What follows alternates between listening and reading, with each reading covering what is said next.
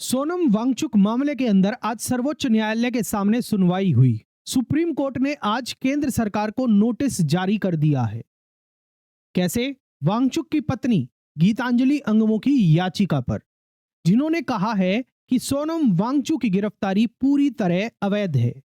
वो कहती हैं अपनी याचिका में, ना हमें गिरफ्तारी के कारण बताए गए, ना ही हमें कोई आधार मिला है। अब सवाल ये उठ रहा है इस पूरे मामले के अंदर, क्या एक शांतिपूर्ण आंदोलन करना राष्ट्रीय सुरक्षा के खिलाफ अपराध है या नहीं? ये कोर्ट के सामने भी ये मुद्दा उठा। तो आज हम बात करने वाले हैं इस पूरे प्रकरण के अंदर सुप्रीम कोर्ट के सामने जो आज सुनवाई हुई उसमें क्या हुआ। वीडियो के अंत तक बने रहिएगा, आप एक एक बात जानेंगे कि याचिकाकर्ता यानी कि सोनम वांगचुक के वकील ने क्या कहा और सरकार की तरफ से सॉलिसिटर जनरल तुषार मेहता पेश हुए, उन्होंने कोर्ट के अंदर क्या दलील रखी और उस पर कोर्ट ने क्या कहा और कोर्ट ने क्या नोटिस जारी किया। वो पूरी प्रक्रिया आज आपको इस सेशन के अंदर देखने को पता चलेगी और कहीं जाने की जरूरत नहीं है, एक ही वीडियो के अंदर सब कुछ पता चल जाएगा।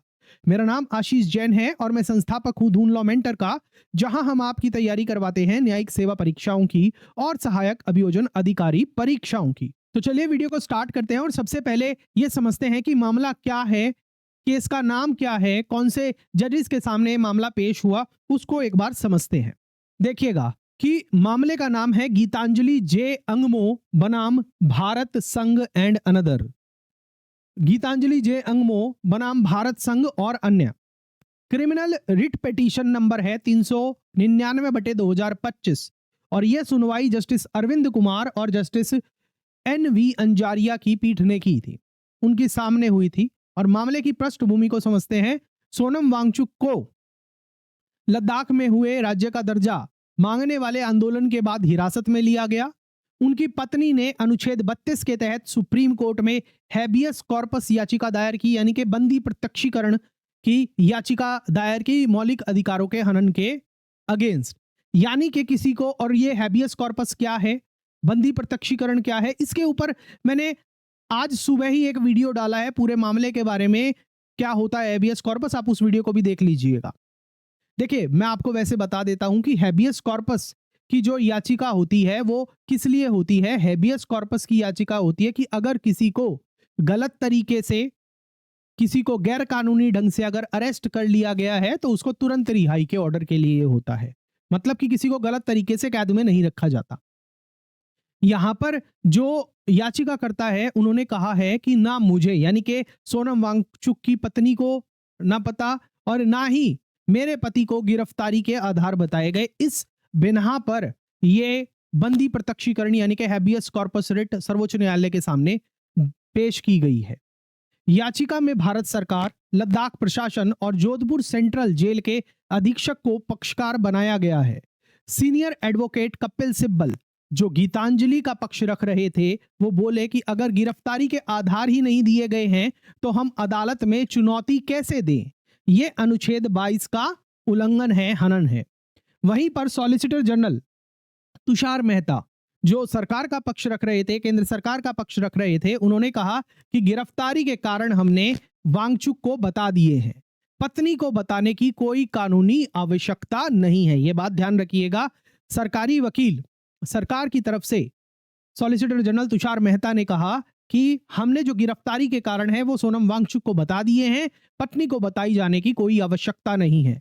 इस पर अदालत ने सवाल पूछ ही लिया कि भाई तुम्हें पत्नी को बताने में दिक्कत क्या है, वकील तो वही अरेंज कर रही है ना, ये याचिका भी उसी ने डाली है। अब वो वहां से तो जेल में, वहां से तो केस फाइल नहीं करेंगे ना, अपने अधिकारों की लड़ाई नहीं लड़ेंगे, तो आपको पत्नी को कारण बताने में दिक्कत क्या है, इसमें आपत्ति क्यों हो रही है। यानी अब सवाल अदालत किया है और जवाब सरकार को देना होगा और इसके लिए अदालत ने सरकार को नोटिस जारी कर दिया है। बहुत महत्वपूर्ण कदम है। इस पे आप हमारी लास्ट वीडियो देखेगा तो हमने उसमें ये भी बताया था कि पॉसिबल है कि नोटिस जारी होंगे और वही हुआ है कि आज नोटिस जारी हो गई है। देखिएगा उस वीडियो के अंदर आपको बहुत कुछ सीखने समझने को मिलेगा और हमने ये भी बताया था कि याचिकाकर्ताओं की तरफ से क्या दलील हो सकती है और उसके साथ साथ जो केंद्र सरकार की तरफ से, सरकार की तरफ से क्या दलील हो सकती है। और आज की केस में जो हम बता रहे हैं लगभग वही चीजें सामने आ रही हैं। देखिएगा उस वीडियो को भी जरूर चैनल पर। अब बात करते हैं राष्ट्रीय सुरक्षा कानून के बारे में। क्या है ये राष्ट्रीय सुरक्षा कानून? है क्या?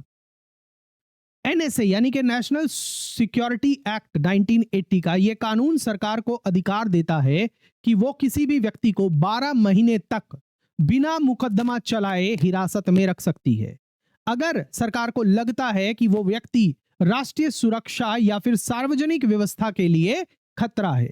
परंतु संविधान का जो अनुच्छेद 22 खंड 5 है ना, वो कहता है कि बंदी को गिरफ्तारी के कारण बताए जाने चाहिए, उसे अपने पक्ष में प्रतिवेदन यानी फिर रिप्रेजेंटेशन का भी मौका दिया जाना चाहिए। यह संविधान का अनुच्छेद 22 खंड 5 कहता है। मतलब कि प्रिवेंटिव डिटेंशन के तहत किसी व्यक्ति को राष्ट्रीय सुरक्षा कानून के तहत 12 महीने तक जेल में रखा जा सकता है, मगर संविधान का जो अनुच्छेद 22 है, 22 खंड 5 उसके ऊपर लागू होता है और उसके अनुसार जो भी बंदी है उसको कारण बताए जाने चाहिए और उसके साथ साथ उसको रिप्रेजेंटेशन का मौका दिया जाना चाहिए, मतलब कोर्ट के सामने जाने का मौका दिया जाना चाहिए। अगर ऐसा नहीं हुआ है तो ये संवैधानिक अधिकारों का सीधा उल्लंघन माना जाता है और यही इस याचिका का मुख्य मुद्दा है। अब बात करेंगे कि आज जब सुनवाई सर्वोच्च न्यायालय के सामने चल रही थी तो सर्वोच्च न्यायालय की सुनवाई के सामने समय क्या हुआ कोर्ट के सामने। सुनवाई के दौरान कपिल सिब्बल जो याचिकाकर्ता के वकील थे, उन्होंने मांग की कि गिरफ्तारी के आधार पत्नी को भी बताए जाए, गिरफ्तारी के आधार पत्नी को भी बताए जाए। वहीं तुषार मेहता सॉलिसिटर जनरल ने कहा कि यह एक नया बहाना बनाने की कोशिश है ताकि गिरफ्तारी को चुनौती दी जा सके। अदालत ने फिलहाल इस पर कोई आदेश पारित नहीं किया है, लेकिन यह जरूर कहा है कि सॉलिसिटर जनरल इस पर विचार करे कि क्या गिरफ्तारी के आधार पत्नी को दिए जा सकते हैं या नहीं दिए जा सकते। इसके अलावा सिब्बल ने दो और मांगे रखी हैं। पहला कि सोनम वांगचुक को चिकित्सीय सहायता दी जाए यानी कि मेडिकल सपोर्ट दिया जाए और उसके साथ साथ उनकी पत्नी को मुलाकात की भी अनुमति दी जाए। इस पर सरकार की ओर से कहा गया कि वांगचुक बिल्कुल स्वस्थ हैं और उन्हें किसी दवा की आवश्यकता नहीं है और ये सब कैसे हो रहा है, ये मीडिया में भावनात्मक माहौल बनाने के लिए किया जा रहा है। इस पर जस्टिस कुमार ने कहा कि पहले आप औपचारिक अनुरोध करें, यानी कि याचिकाकर्ताओं को कहा, सोनम वांगचुक की पत्नी को कहा कि आप मेडिकल सपोर्ट के लिए और उसके साथ साथ उनसे मिलने की अनुमति के लिए एक फॉर्मल एप्लीकेशन डालिए और अगर सरकार मना करे तो फिर आप कोर्ट में आ जाइएगा हमारे सामने। अंत में अदालत ने केंद्र सरकार को नोटिस जारी किया और अगली सुनवाई रखी है 14 अक्टूबर 2025 को। अब आगे बढ़ने से पहले अगर आपको वीडियो अच्छा लग रहा है तो एक बार लाइक करके शेयर जरूर करिएगा सभी टेलीग्राम व्हाट्सएप ग्रुप पे और अपने दोस्तों को भी बोलिएगा वो भी आगे साझा करें और चैनल को सब्सक्राइब नहीं किया तो सब्सक्राइब भी करिएगा। अब आगे बढ़ने से पहले मैं आपसे एक सवाल पूछना चाहता हूं कि क्या विरोध प्रदर्शन को राष्ट्रीय सुरक्षा के खिलाफ माना जा सकता है या नहीं माना जा सकता, या आपका क्या विचार है? जो भी विचार है वो कमेंट सेक्शन के अंदर जरूर बताइएगा। अब बात करते हैं जो ये सब कुछ सर्वोच्च न्यायालय की सुनवाई के दौरान हुआ, इसका थोड़ा सा गहरा कानूनी विश्लेषण करते हैं, समझते हैं कि क्या हो रहा है। इस केस ने 3 बड़े सवाल उठाए हैं। क्या 3 बड़े सवाल उठाए हैं? पहला कि क्या राष्ट्रीय सुरक्षा का कानून मौलिक अधिकारों से ऊपर हो सकता है?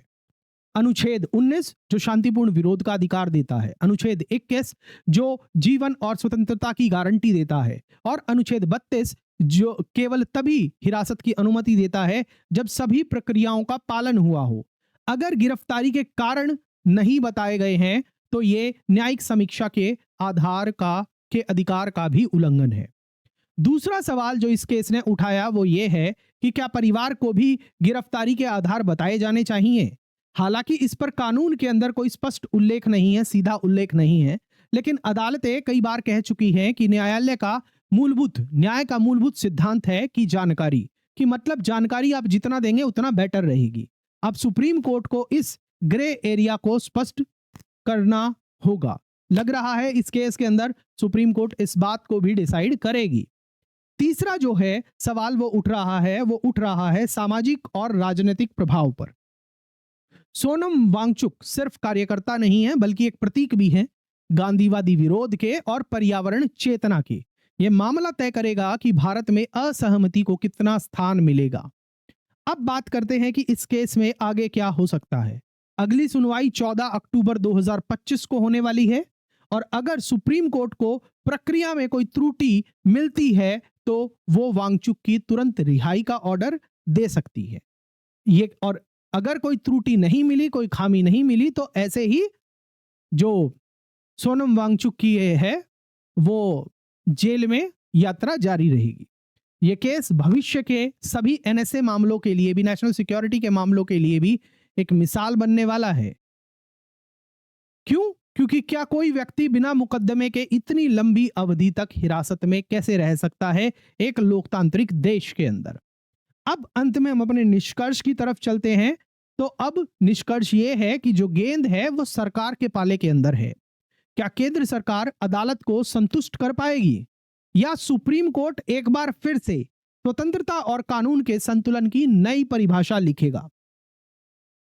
इसी के साथ हमारा यह सेशन कंप्लीट होता है और सवाल अंत में आपके लिए है एक, कि जो ये प्रिवेंटिव डिटेंशन है, कि जिसके अंदर बंदी को अपराध होने से पहले ही कैद करके रखा जाता है, ये जो कानून है, क्या इन सभी कानूनों के अंदर सुधार करने की जरूरत है या नहीं है? कमेंट में अपनी राय जरूर दीजिएगा। अगर आपको ये विश्लेषण जानकारी पूर्ण लगा हो तो वीडियो को लाइक करिएगा, शेयर करिएगा। चैनल को सब्सक्राइब नहीं किया तो सब्सक्राइब करके बेल नोटिफिकेशन भी ऑन करिएगा ताकि आपको ऐसे ही कानूनी विश्लेषण आगे भी मिलते रहें। आप न्यायिक सेवा परीक्षाओं की तैयारी कर रहे हैं, सहायक अभियोजन अधिकारी परीक्षाओं की तैयारी कर रहे हैं, तो आप हमारी ऐप दून लॉ मेंटर से हमारे कोर्सेज के अंदर एनरोल कर सकते हैं।